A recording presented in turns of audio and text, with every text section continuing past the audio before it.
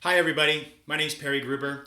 I am the Copiosis founder, and I'm making this recording. It's not really a video recording, it's an audio recording of a conversation I had with a member of the payer organization a couple of days ago. And I thought it would be important to share this video or this audio recording because it gives you a sense of the type of discussions that take place that we use to define the variable values that are used in the Copiosis algorithm. Some people have been asking about this information and wondering what the decision process is that we use to create the values that go into the algorithm. And I think this conversation that you're about to hear is a good example of that. Now, we did not make a video recording of this because I wasn't expecting this to be something that would lend itself to video. But the participant, when she was the member of the payer organization that I'm speaking to in this audio recording, when she began talking about the things she was talking about, it just occurred to me that it would be a great opportunity to share with others the type of conversation we were having.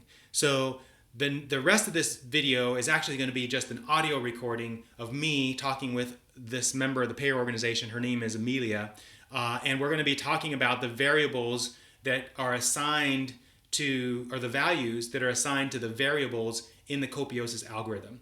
If you're interested in finding out more about the algorithm, there's a file on the Copiosis Facebook page in the file section that has the 6.0 version of the algorithm proposal in it that you can download at your leisure.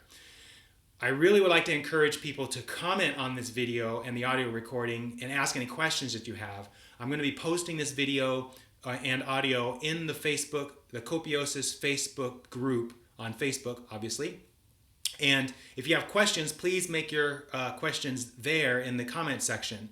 I'm not going to be turning on comments on the Copiosis YouTube channel because it just takes too much time to administer comments that are happening over there and comments that are also happening on the social page. So all questions and answers will be fielded on the Copiosis social group on Facebook. So if you're not a member of that group and you want to participate in the discussion, you're going to have to join that group. Anyone can join as long as you're a nice person. I mean, we don't want a whole bunch of negative trolls and things like that on our group. But if you're really genuinely interested in the innovation and you want to find out more, being part of that group is a great place to be. So without further ado, I'm going to get off this camera, and the rest of the video, it's about probably 40 minutes of audio, but I think you're going to find it really interesting. If you have any questions, again, go to the comment section of the social group on Facebook, post your question underneath the comments where the video is, and I will be sure to answer any questions that you have. Thanks for watching. Okay, so the question was, should a variable for a given item be relative to or have relevance to the same variable's value for other items? And your answer was? Yes. And that is because? Otherwise, a number would just be arbitrary. There Correct. has to be some relationship to every other item or that makes service. Sense. That makes sense. Okay. And so here, for example, so gardening labor could be, so we're not going to have a one-to-one comparison, right? Because people are going to offer different things, and the skill level of the different people is going to be different, and their experience is going to be different. So we'll never be able to compare apples to apples, I think. Do you agree with that? Yeah, and there's different skill levels and different quality of service, so there's a lot of variables in there. Okay, so in this case, handyman services, I think, is a form of physical labor. So I would say it would be appropriate to look at gardening labor, this other item, gardening labor, as a comparison. What do you think? Okay. And then, but then also, where did that number come from? Right. So Amelia is pointing to the variable for the gardening labor. So that number. So what I've done as an individual representing the payer organization is I have followed your guidance, which was all of these numbers should relate with one another in some way. So what I did in coming up with 30 there for gardening labor is I looked at all the variables of other labor and applied that same amount to here. Since when we're talking about resource availability, it's like, what is the resource availability of labor? Well, for the person who's doing handyman services, it's just one person at this point. There's going to be 3 because other participants coming into the project want to do labor too. But for now, it's one person. So the resource availability is relatively scarce. But then we're also comparing between 2 different locations. Well, that's right. So No, that's right. that would factor in. That's correct. So, okay, so that's one. So we're just sticking with the same variable. So that's one point. The difference between the fact that one person providing labor is in one project and the other person is in the other project. So the 2 shouldn't really relate. So so the other thing about the resource availability variable is the more scarce the resource, the less NBR is rewarded, because we want to encourage producers to use more abundant resources than the scarce ones. So this is where it gets kind of counterintuitive, because you don't want to penalize the person providing handyman services because he's the only one providing the services in terms of resource availability. He is going to get a higher reward on the A prime variable, which is the number of people producing, because that variable, its effect on the formula is the lower that number, the more MBR you receive. Did you follow that? Say it one more time. That's okay. So the more producers doing the same thing, the less MBR each of those producers are going to get. The fewer the number of producers doing that thing, the more MBR they're going to get. So it's that variable, A prime, that variable works opposite of the resource availability variable. Okay. Do you want me to say that one more time? I'm still wrapping my head. It's okay. So the lower this number, resource availability, the less MBR the person's going to receive, because we want to reward people to use more plentiful resources, not scarce ones. That makes sense. The more people the more people making the thing, the more people demanding the resources, the less MBR they're going to receive. The fewer people making the resources, the more MBR they're going to receive. Because if you have scarce resource and you have a lot of people making the thing, then you're putting more demand on the scarce resource. See? Yes. Okay. All right, good. So back to this number. So we have 50 here right now for handyman services with regard to resource availability. I say that that's a pretty good number. Remember, the maximum value is 255. We can't say 255 because this person isn't available in an unlimited capacity. He has a job. So 255 would be somebody who could offer their service anytime. Anytime, And any drop of the hat. quantity. Yes, drop of the hat, yes. So maybe an ER doc might be closer to 255 than a handyman, since they're on call, or maybe not ER doc, but an on-call medical person. Correct. Yeah, for the time that he is working. Well, are you talking about in Copiosis, or are you talking about in today's world? I guess my relationship would be with today's world and how I understand. Yeah, so in the context of a person who's on ER doc on shift. That's just their shift. But during his shift, he is 255 because he's there the whole time. Yeah. But then it depends on, here we start getting into elements of complexity that we don't need to get into in the demonstration project, but let's talk about it. So at this point, let's say at 2 a.m, 2 people show up for emergency services. The ER doc can pretty much handle both of those people. But let's say there was a mass casualty and now 100 people come into the facility. That same ER doc now is spread across more patients, and so his resource availability would go down because he's spread out across more people. He can't do as much, which in the bigger Copiosis system would require more ER docs to show up to increase the amount of resources when we're talking about people in that case. Does that make sense? Okay. So here in the demonstration project, we have this one guy who's offering handyman services. So I've pegged his resource availability at 50 because I think it's relatively scarce. He's not always available, and he doesn't really want to do the work. He wants to do as little as he can and make as much MBR as possible off of the little amount that he puts in. Okay. So I'm putting the resource at 50. Does that seem... I think, from what I understand, it seems like that's, and also in relationship, even though it's a different location, if this is at a 30, at a 50, and Yeah. I think that makes sense. Okay. So the next variable is the a max variable, and that doesn't change. So we'll keep that 255. And then that's so demand. So demand, the D variable is demand. So how many consumers are wanting the thing? Just checking on time. Are you okay? It's 9:21. Okay. We can finish Go through this it. up. Okay. Mhm. Okay. So in the demonstration project, the way I've thought about how this works is when a person contracts for this service, you now have one person demanding the product, the service. Until you have more than one person asking for this person's time, that number should always be 1. Okay. It can't be 0 because it won't make the formula work because Yeah. there's a division there.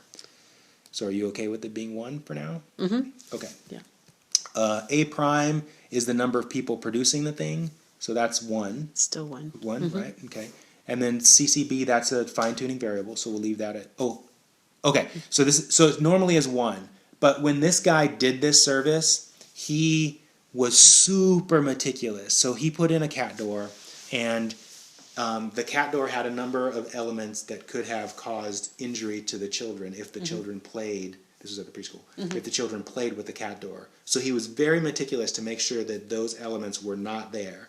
He also suspected that the paint on the door was lead paint. And so he was very meticulous about cleaning up afterwards so that there was no lead paint dust. So this level of attention that he brought to the project was, in my opinion, extraordinary. So Okay. rather than leaving that fine-tuning mechanism at 1, which it would have been, I made it 2. Now, if you look at the formula, that 2 doubled the impact of the consumer benefit functions. Okay. Does that make sense to you as a thing to do? Yeah, and that's between 1 and 5 Correct. that you would do. Yeah. Okay. So, and then the subjective variable, because the software isn't working, the consumers of the project, of the service or the product cannot give real-time input. We're waiting for the software to come back online. In the meantime, I've just given all of the subjective variables, set them at 2, unless I hear someone complain about something. Okay. So that's cut and dry, right? Okay. The fine-tuning variable for the subjective benefit, it usually is 1, but I made it 1/2. Now, if you recall from math, if the denominator is smaller, the result of the function of the fraction is larger. So by making the fine-tuning variable 0.5 as opposed to its normal 1, I have increased the influence of the subjective variable on the total expression. Okay. And that was because I wanted to amplify the result commensurate with his attention to detail on the safety of the children. Okay. Okay? That makes sense. Okay, good. The objective benefit. Now, in the demonstration projects, we don't have enough scientific capacity to measure all the objective benefits that are going to accrue to someone when they consume a meatloaf or they get a cat door. So this is mostly speculation. And the more people that participate in speculation, the more, I guess you could say, the more factual the, what is the word you use? The arbitrary number will be. But that's the best we can do right now. It's a demonstration project. Okay, so looking at all the other numbers, I chose 30 as the objective benefit of a cat door simply because what's the objective benefit of a cat door to human beings? Yeah. There's not a whole, well, you don't have to get up at night to let your cat out because the cat can go out through the cat door. The cat can come back in when it's raining, so you don't have to open the door. I mean, It's definitely a luxury sort of item. yeah, it's a luxury benefit, right? Yeah. Okay, so does 30 make sense to you, or should it be higher? Well, what is, let's see. Good question. So she's now looking at the objective benefit values for other products and services. So like broccoli, for example, remember the scale is negative 255 to 255. I gave broccoli 150 as an arbitrary value. Because it's benefiting many people? No, because Or- it's benefit. So this is individual consumers. The SH value is for many people, for numbers of people. Okay. So broccoli, this is organic broccoli that's grown by Lynn and Chico. She grows it on her own organically, and then she offers it to people. Broccoli is a high nutrient vegetable. It's a vegetable, so it's better than a meat. It's grown locally. I mean, there's so many benefits to her growing the broccoli and giving it to someone to eat when that person eats it. Yeah. It seemed to merit a high objective benefit value. And organic gardening too is then It's helping benefiting the earth, Yeah. exactly. So Okay. it seemed like it made sense to give that 150. So now so let's look at gardening labor, which also Lynn contributes. So gardening labor, I gave a 50 because she is the benefit to the objective benefit of the receiver of her labor. I mean, now that they don't have to do the gardening themselves, they have time freed up to do something else as opposed to the gardening. So that seemed like a pretty good benefit. So it's like you said, it's kind of a luxury benefit not having to do your own gardening. So I gave it a 50 there. So here with the cat door, I gave it a 30 because while it's a luxury, it did free up the person who would ordinarily have had to do the cat door, but the consumer of the construction services that created the cat door would not have been able to do the cat door installation. Bridget didn't know how, and she didn't have the tools to do it. So Yeah, because it's just directly affecting one household. But exactly, it's not impacting the neighborhood. correct. It could be impacting if it's a pesky cat who's That's killing right. birds, That's so exactly it could right. be negative. Right. things. That's right. But yeah, from what I understand at this point, it seems like that's a fair number because it's not benefiting neighbors. Massive. Yeah, it's Yeah. not. It's just a cat door. And and not just it's something that was desired, obviously. Yes. So it good point. is a very I would think appreciated service. Yes. But it's not impacting the world. Great. So yeah. Okay. This is a really good conversation. All right. So this is the fine tuning variable for that, which I did not change, and then this is the overall fine tuning variable for the environmental and social formula, which is this one right here. So we're right here. Okay. Okay. So I didn't change that number. And then for the S variable, so the S variable is the social benefit. So what is the impact scale across society? And these are options. Does it impact a family? Does it impact the first phase, the second phase, or the full-blown deployment of the project? And I chose 1 because the cat door Just a family. just benefits the family. Yeah. Now, Bridget would argue that the cat door actually benefited the preschool, not just the family. But even the preschool is 1 unit compared to the first phase of the project, the second phase of the project, and all of Kenton. So relative to this scale that we've designed, it still seems as though, I could be wrong, so push back if you think, that it still seems to merit a 1, not a 2. Well, it's still, even if it is benefiting the preschool in this context, if you take, say, my daughter is appreciating the cat door while she's there, but then it doesn't affect her once she leaves. Still, this family. So I think it makes sense to keep it at the family level because it's still right here. Okay. Okay, good. All right, and then the next one, this is the fine-tuning variable for that variable that we just talked about. I left it at 1. And then this is the environmental variable. So if you look at the formula, we're right there. And then the scale is what are the things impact to the environment or biosphere? And then the maximum destructive is negative 255. The maximum constructive is 255.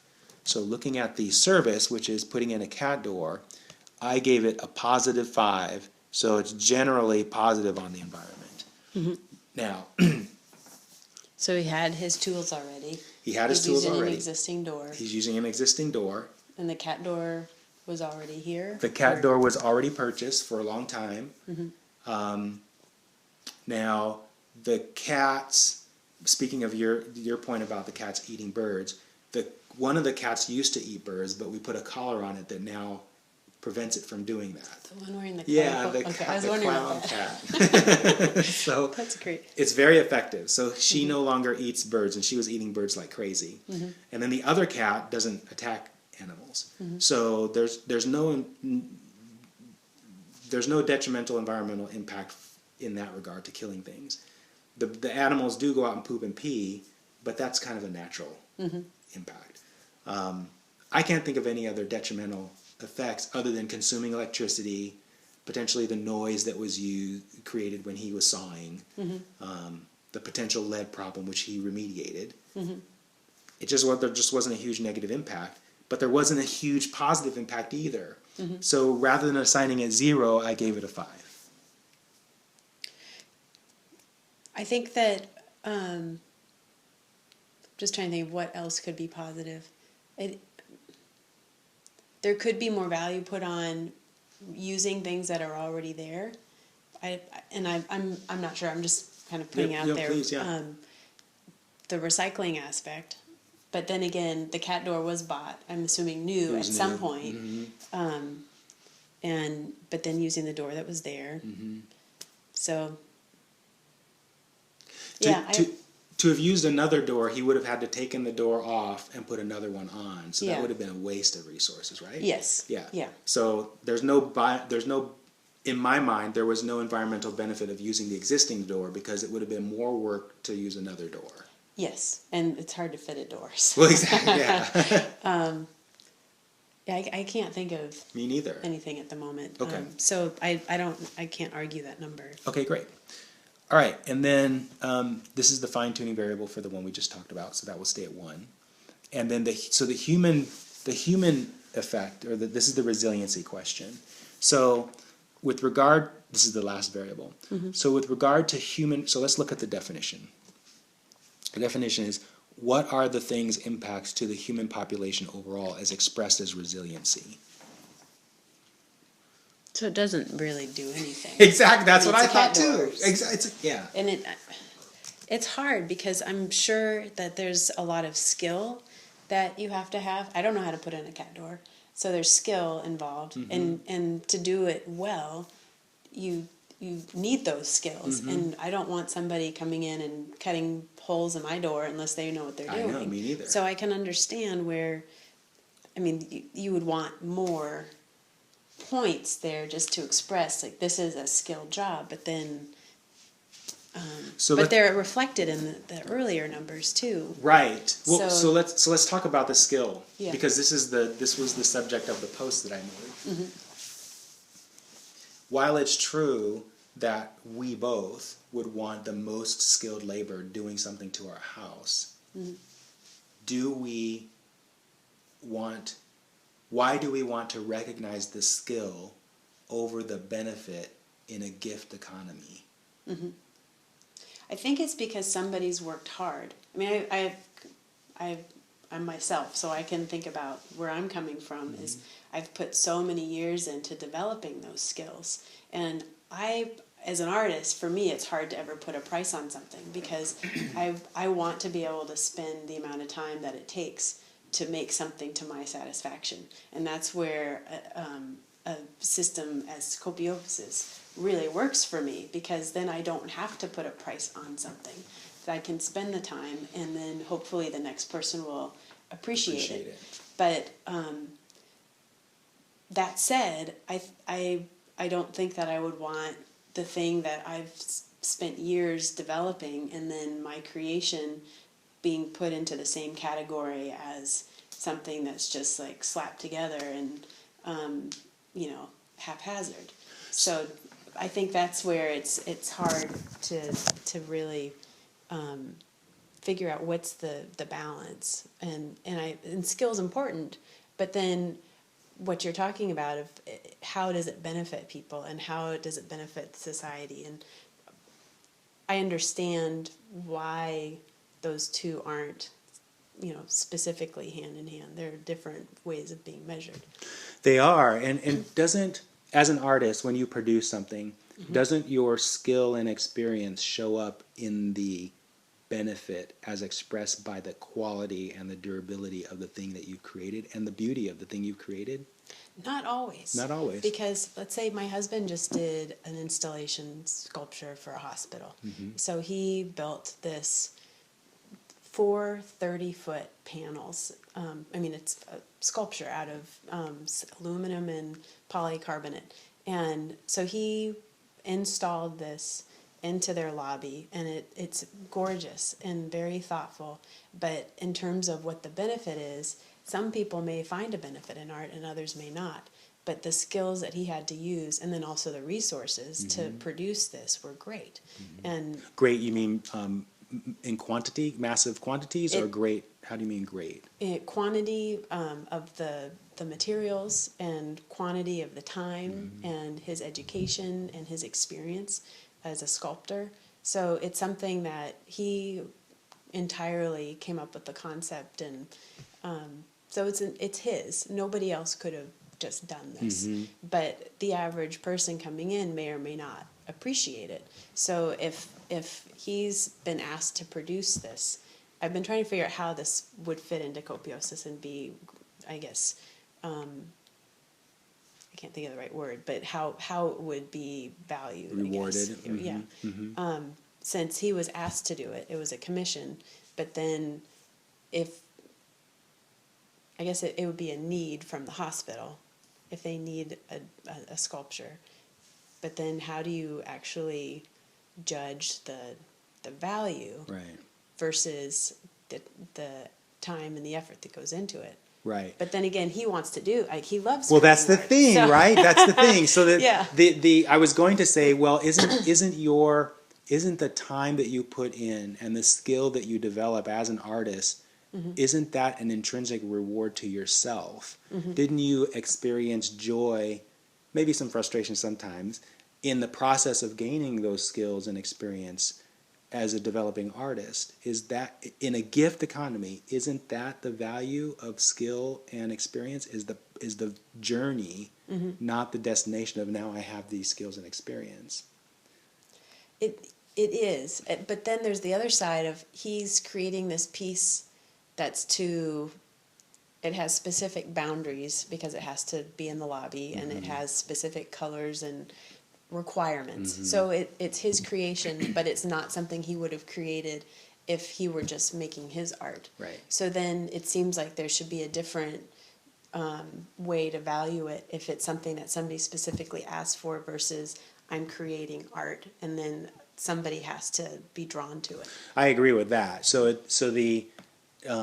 You had used the word need for the hospital and the art, like the hospital needed this art. I don't know if they actually needed it or not. Yeah. They did actually need the art? I don't know. They hired a company to find an artist. So they wanted a piece of art. They wanted something to create an atmosphere in their lobby. Got it. So it's more of a, as an artist, would you say that was a luxury application of a piece of art, or was it a need?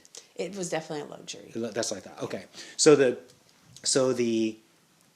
I'm just trying to think through the larger Copiosis aspect of this application. So in a larger Copiosis economy, there would be people like yourself in the payer organization who can appreciate art, and there would be curators participating in the payer organization. We would need these people because there's no one else, like you said, there's no one else who could put a value on art than artists and the people who consume art kind of professionally. So those people would have input into the algorithm, but also the number of people that see that art also has an impact, because those are the consumers. Those are the people that are actually consuming the art. The consumer is the hospital, but it's also everybody that sees that art. So It's a lot of people. It's a lot, yeah, exactly. And so and whether or not the subjective response is negative, there's still an objective benefit to reviewing art. It's undeniable. And so we know, I mean, that's why we have museums, is because we know that art has a benefit not only to the individual who's viewing it, but to society.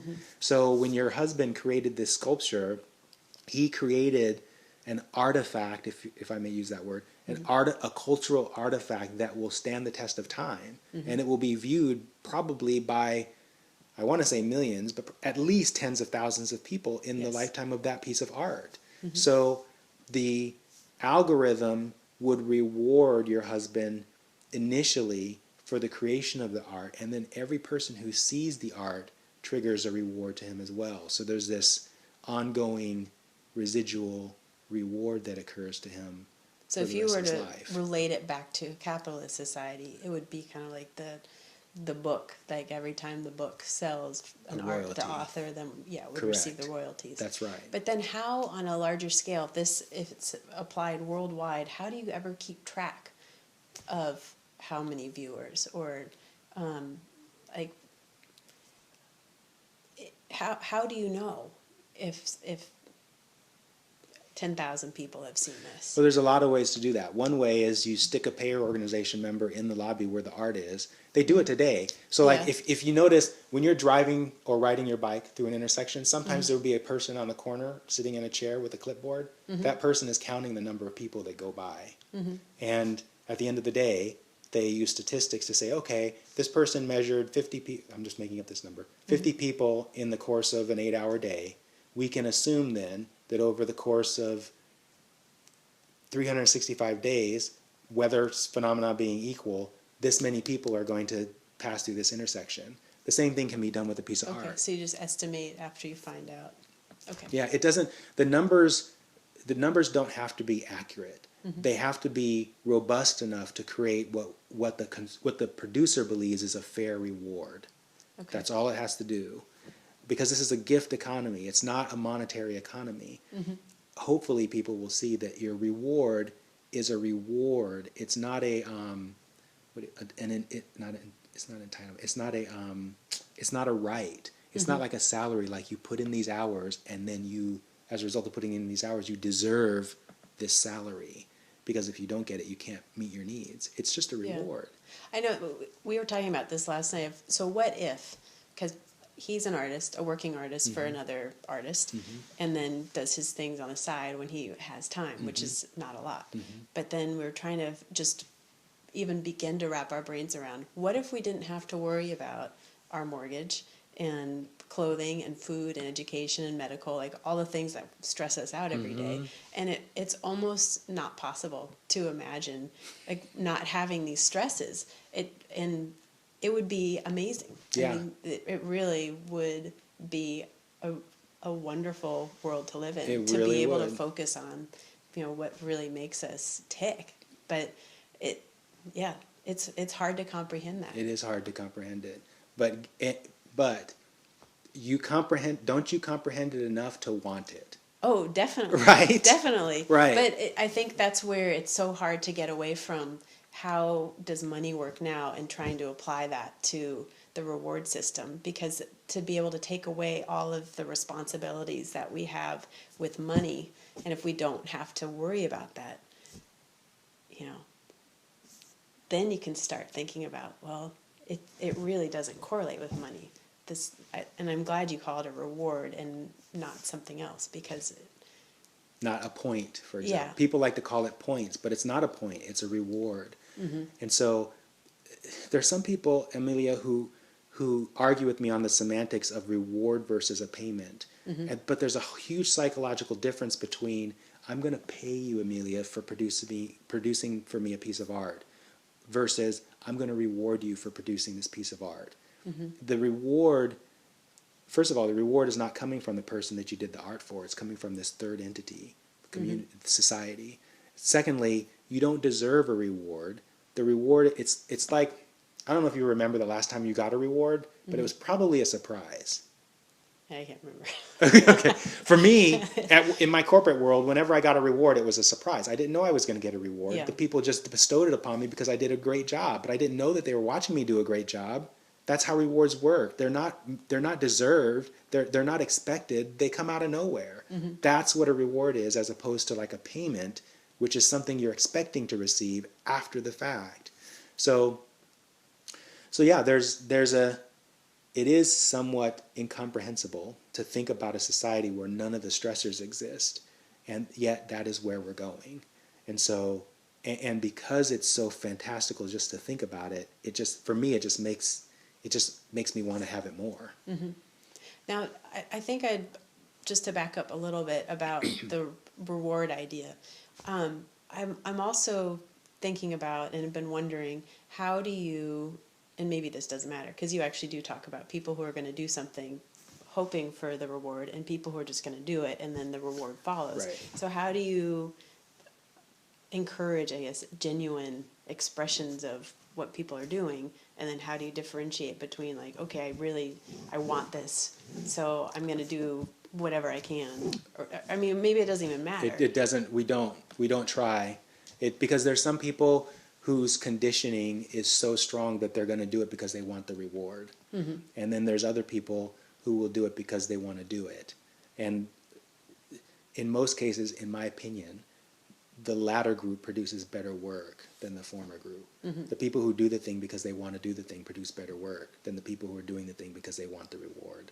Yeah. And so over time, as conditioned generations die off, and new generations are born into the system as opposed to coming from the current system into Copiosis, we'll have people who are, this is where the gift economy occurs, we'll have people who are just doing things because they want to do the things, not because of the reward. And then what about, I mean, thinking about the transition time, people like, and I just keep thinking of Donald Trump and like how much power, monetary power, how much he has. Like somebody in his situation, how do you transition somebody who expects to have so much into a society where you don't just have things that you can move around, like you have to earn this through making or producing or When you say that they don't have to move things around, what do you mean by guess that? I'm not being very clear. I guess money to pass down or money to just buy whatever. Whatever it is you might Yeah. want, as opposed to creating benefit and then using the Yeah, reward to having- get the thing you want? Yeah. I see. Well, so the one way we do that is for people, financially wealthy people like Trump is, in the transition, they don't lose their wealth. So if they have $1 billion, when they move into Copiosis, they have $1 billion net benefit reward. So they still Okay. have the wherewithal to consume all the necessities or the luxuries that they want to. Okay, that's a very simple explanation that makes sense to me. That Yeah. somebody, then you don't just start from zero. Right. That if you've earned a net of something, you Yeah, can yeah. translate it. So all of a really wealthy person's net wealth remains after the transition. It's just what Trump will lose, though, and this will hurt him, is the power that comes with his wealth today. So like today he can buy people. I don't mean corruptively, but like he pays people salaries so he can tell those people what to do and have those people do things he wants. In Copiosis, you can't do that with your wealth because you can't transfer your net benefit reward. So the only way that Trump can, and I'm smiling here because it's funny to me, the only way that Trump can get the things done that he wants to get done is he has to be nicer, because people won't do things for him because he won't be commanding their salary. Yeah. He'll have to be nice. So there's this, and it's up to him to be nice or not. But if he wants to be as successful as he is today in Copiosis, he would have to change his behavior. Thankfully, there's enough counseling out there that would be offered for free or at no cost Yeah. that he'd be able to Yeah. work his way through that problem. And then not directly related, but kind of in my mind related.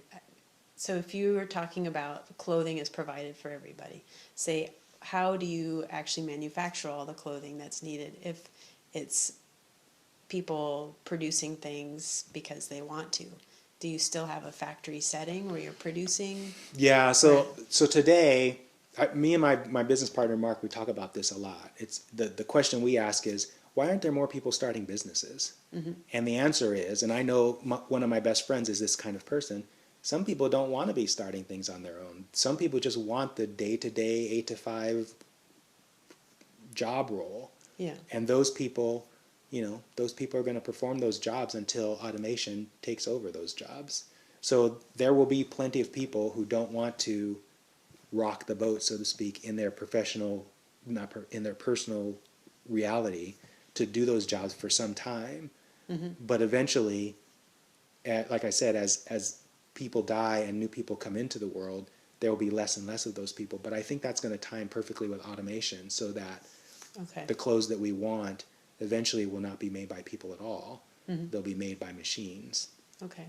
So then their reward then would come from producing the clothing. Yes. So when they and clothing people is a big deal. So if they're putting together and the way they make clothing today will not be the way that they make clothing in Copiosis, because today's Dirty industry. there's too much negative benefit occurring in clothing production today. Yeah. So they'd have to figure out, the manufacturers would have to figure out a way to produce clothing in a way that is much more beneficial, which means much more humane and environmentally safe. So yeah, so the factory work, the floor workers would be receiving NBR for their contribution, and of course, all their necessities are provided at no cost. So the reward that they actually receive will probably be small, because each, you know, I don't know if you've seen a factory, you do textiles. So Yeah. a mass production textile industry is one person doing one thing, right? That's not a very huge contribution. So they would not be receiving a very large NBR reward at a time. But if they make clothes that are durable, if clothes last a lot longer than they last today and they don't go out of fashion, then their residual reward is over time becomes huge, because there's a lot of seams that person's making each day, right? Yeah. So a lot of clothes are being put on people's bodies, and if the clothes last a long time, the reward that seam maker or sewer, or whatever you call them, is receiving over time is large. Yeah. There also, when I was in design school, there was some statistic they told us, and I can't remember what it was, but how many decades we could go without actually producing any new clothes because of how much clothing is already in the world. Right. And I don't know if you've heard about like T-shirts being followed around the world. And No. when I lived in Ghana for a summer, and I bought clothing in the market that had come from the U.S. Really? And, yeah, it had some kid's name in the back, and I needed a T-shirt. So, I mean, you can follow clothing that's donated, and then where does it go? Right. But yeah, it's mostly garbage clothing that's being produced now. It drives me crazy. But Exactly. yeah, so maybe you wouldn't even need clothing. Just say, Right? Just, go to Goodwill. Exactly. So, yeah. okay. Yeah. So I think that answers that question. Yes. Anything else? No, we've addressed some of my really big ones. The one, as you know, I'm going through things and talking to friends, trying to figure like, well, how does this work? And and I mean, my overall feeling is just excitement about the possibilities, and then kind of stepping back to try to figure out how does this detail fit in. And so, and I like the idea when I listened to your Portland introduction, just of looking in the mirror and thinking about the best thing and what's the positive impact you can have, rather than, you know, being down on yourself and your situation, and what can you do to be the change you want to see. Yeah. Awesome. It's great.